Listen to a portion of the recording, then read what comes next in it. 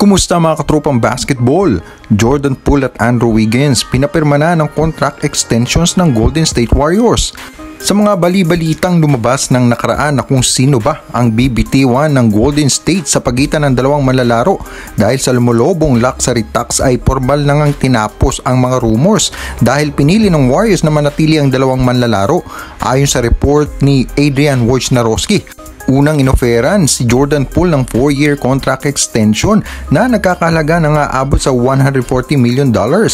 Mas pinili ng Warriors na extend si Poole bago maging restricted free agent sa susunod na offseason. Lalo pat nagkaroon ng gulo sa pagitan nila ni Draymond Green. Mas nais na nila na sigurong masecure ang batang manlalaro kaysa mamroblema pa sila sa hinaharap.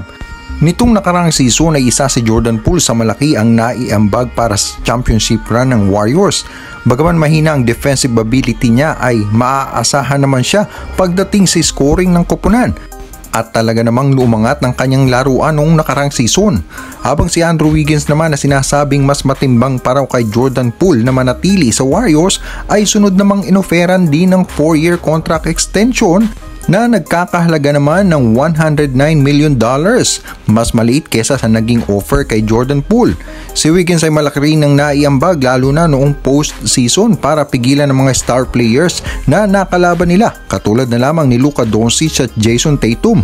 Kaya naman matapos na ma-secure ng Golden State Warriors ang dalawang manlalaro, ang tanong may natira pa kaya para kay Draymond Green?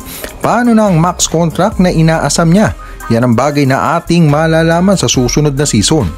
Samantala, matapos ang balitang extension sina Jordan Poole at Andrew Wiggins ay goodbye Draymond na nga ba talaga ito para sa Warriors? Bago ang off-season ay naging matunog na kasi kung sino ang mau-offera ng extension ng Warriors at ilan sa mga eligible para dito ay ang mga mabibigat na pangalan katulad ni Draymond Green, Jordan Poole at Andrew Wiggins na pa-expire na nga ang mga kontrata. Naging matunog na si Draymond ay nais ng max contract extension na may player option sa susunod na season. Samantalang si Jordan Poole at Andrew Wiggins naman ay parehong papasok na sa free agency sa susunod na season. Pero mas pinili ng Warriors na ofera na ng extension ng dalawang huling manlalaro.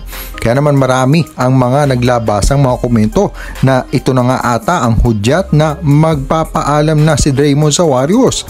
Pero ayon naman kay Green na aware siya na walang extension na i-offer sa kanya ngayong season at magpo-focus na lang muna daw siya sa kanyang best para sa panibagong season. At LA Lakers, pinuputakti na ng sari-saring injury bago pa man ang simula ng NBA regular season. Ang Lakers ay may mga players na tinamaan ng injury nitong preseason. Ilan nga dyan ay sina Anthony Davis, Juan Toscano Anderson at Dennis Schroeder.